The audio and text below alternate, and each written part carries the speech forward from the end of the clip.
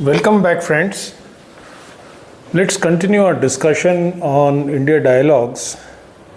Today is a very interesting topic for me, which is how to make our country progress.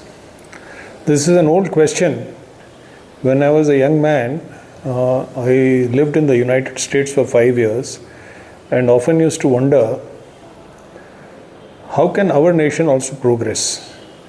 I particularly remember a trip to Switzerland into a very expensive suburb with neat gardens and beautiful roads and everything, and a very cultured place also, that particular part of Switzerland. And I used to wonder, how can we make our country also progress and much better than it currently is. Again, India has made a lot of progress. So while thinking about this question, I started roaming around the country for the last 30-40 years, from big cities to rural areas to slums to government offices, corporate sector, the development sector, and so on. And this question was always there at the back of the mind, that how can we as a nation progress? So one question is, who is going to make it happen? Is it the government? Is it the corporate sector? Is it the economic policy? And so on and so forth. I also started reading what other people have said about this question. So let me start with a very famous quotation of Swami Vivekananda. He said, there are three things required to make a nation great. He says, one is belief in the power of goodness. Second is absence of jealousy.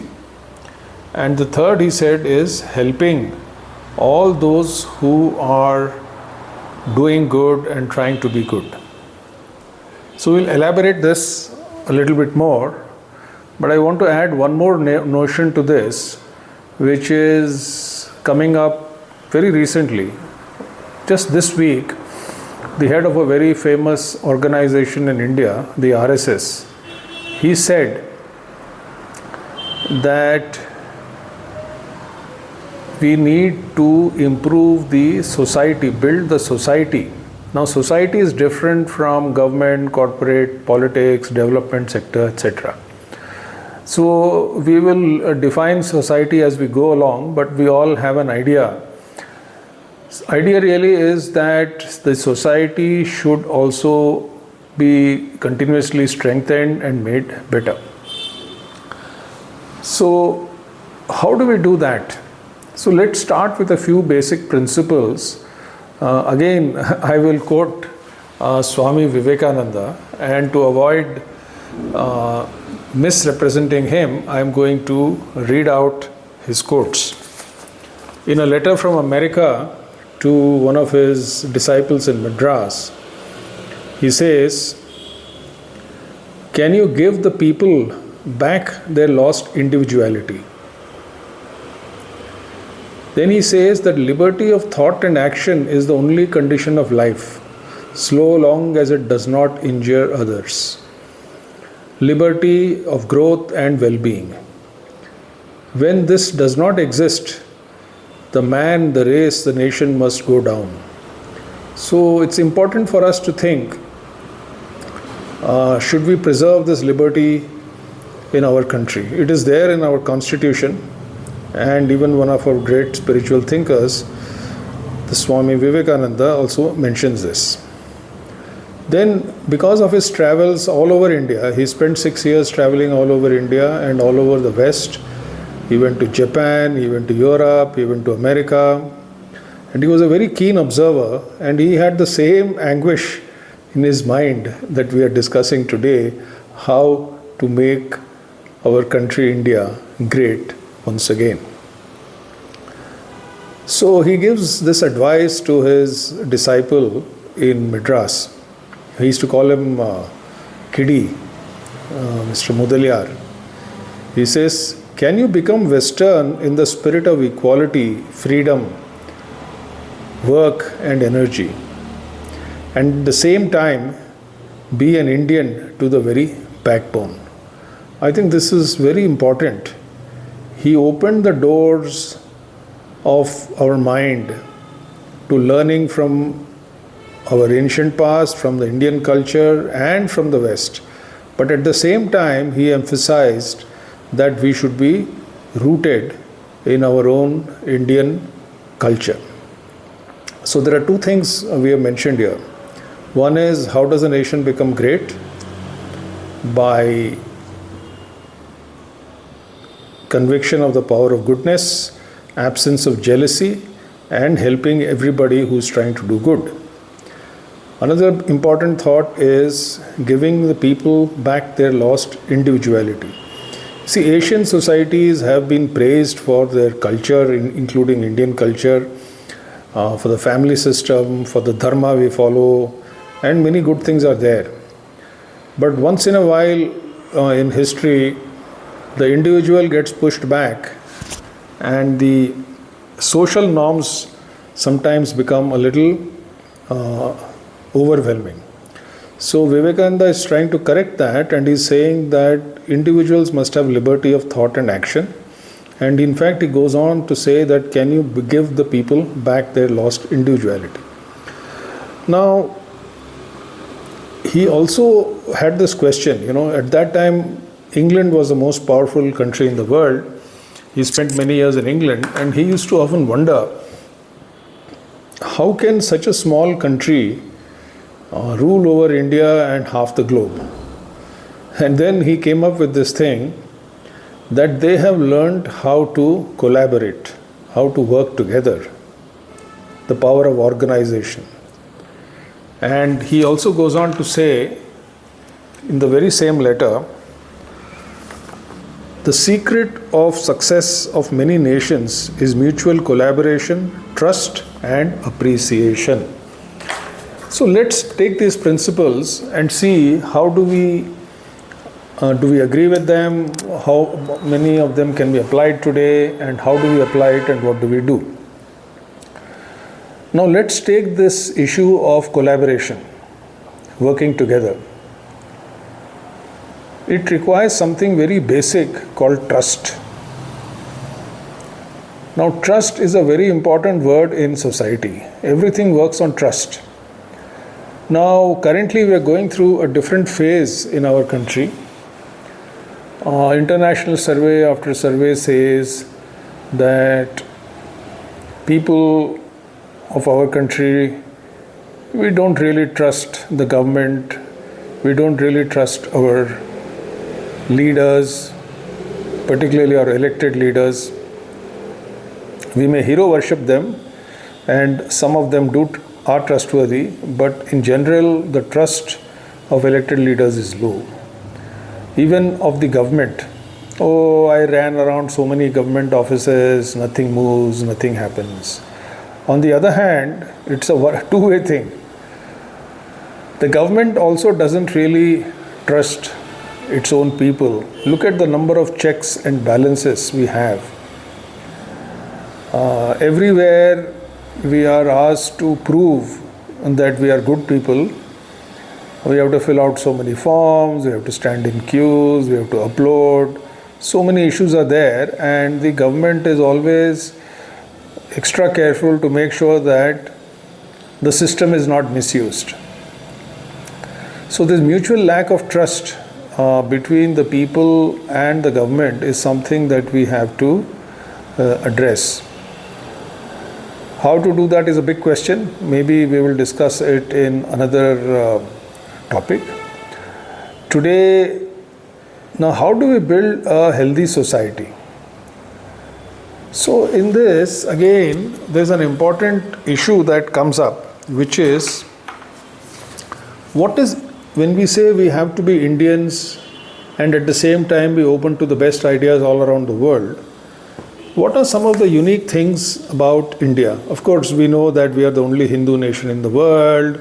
We have the ancient dharma, which if we follow, we will be in good shape. But there are 2-3 things which he says. Again, I'm quoting Vivekananda. This unique society of India, the world has never seen. 10 people of different notions and ideas living in perfect harmony. This idea that people with different ideas and different beliefs can live in perfect harmony, he says this is a very unique aspect of Indian society. So one question here is, should we preserve that or should we throw it out? And then he makes a very important statement, because religion is a very important aspect of Indian society. He says we do not tolerate but accept every religion. It doesn't mean that we don't defend our religion, but we not merely tolerate, but we accept every religion of the world. And it is a fact that in India, every religion of the world exists. So this is something that we have to think about, that this unique aspect of India, even within Hinduism, there are so many diverse opinions. You know, in the Middle Ages, people used to fight with each other, debate, quarrel about Sagun and Nirgun Brahman, God with form and God without form, idol worship, against idol worship, and so many schools of philosophies were there, and we literally have hundreds or thousands of gods and temples. And within the same family, people can worship one god, another person can worship another god, one person can be temple going, another person does not go into any temples, one person claims to be highly spiritual and does not believe in rituals and idol worship, and there might be another family member who is an atheist, who does not believe in God. All these are acceptable and they all live together happily in one family. So this is the unique aspect of India. You can compare it with the do's and don'ts of other religions, but we are a very broad, liberal and accepting society. Should we preserve that? What are some other things about India that stand out, which will help us to think about how to build a society? One is that India is the most diverse nation in the world. As I've already mentioned, all the great religions of the world, Hinduism of course, Islam, the second or third largest number of Muslims in the world is in India. Christianity is supposed to have come to India even before it came to Europe. The first disciple of Jesus Christ came to India in the year 52 AD apparently, Saint Thomas. The first Muslims actually did not come with Muhammad Ghazni and the sword. The first Muslims actually came to Kerala as traders. Some of them even when the Prophet Muhammad was alive. When the Parsis, the Zoroastrians, were being persecuted in Persia, now known as Iran, they came to India and they were welcomed. The Jews also came to India. And of course we have Sikhism, Buddhism, Jainism. So every major religion of the world, without exception, has found a place in India. So that is one aspect of our diversity. The second aspect of our diversity is language. We have hundreds of dialects. Various scholars have studied after independence the number of languages and dialects. There are literally hundreds of dialects in India. There are North Indian languages, South Indian languages. In fact, the Indian currency note has about 17 constitutionally recognized languages. One of them, by the way, now is English as well, although it was not born in India. So we have all the languages. And then we have a very unique characteristic in India, which is the caste system. We have again hundreds of jatis, as we call it. Caste is a European word and it does not translate properly. So we have the Varna system, which is the fourfold classification of Brahmin, Kshatriya, Shudra and Vaishya. And we also have the Jati system, which was more by trade and profession.